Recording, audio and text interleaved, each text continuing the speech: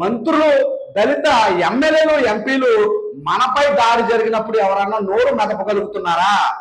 మరి దేనికోసం ఆ జెండాలు మోస్తా ఉన్నారు? ఈ రోజు మన పేటలపై దాడులు చేస్తా ఉంటే, మన యువకులు చంపేస్తా ఉంటే ప్రశ్నించలేని వాళ్ళు మనకు నాయకులు ఎలాగవుతారు?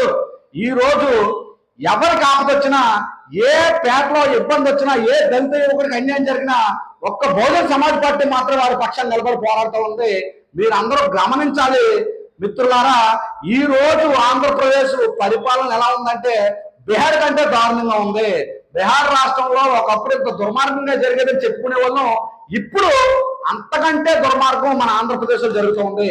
కానీ ప్రశ్నించడానికి ఎవరు ముందుకు రావట్లేదు. దానిని మనం ప్రశ్నించాలి, ఖండించాలి. రాబోయే రోజుల్లో వీళ్ళకి బుద్ధి చెప్పాలి.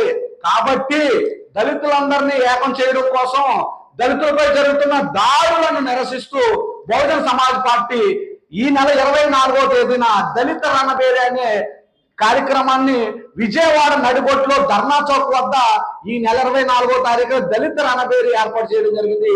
ఒక్కరోజు దళిత రణబేరి పేరుతో ధర్నా నిర్వహిస్తా ఉంది బహుజన్ సమాజ్ పార్టీ. ఈ దళితుల పక్షాన గొంతుగా మాట్లాడగలిగే ఒకే ఒక గొంతుగా బహుజన్ సమాజ్ పార్టీ, దళితుల పక్షాన పోరాడే ఒకే ఒక్క గొంతుగా బహుజన్ సమాజ్ పార్టీ.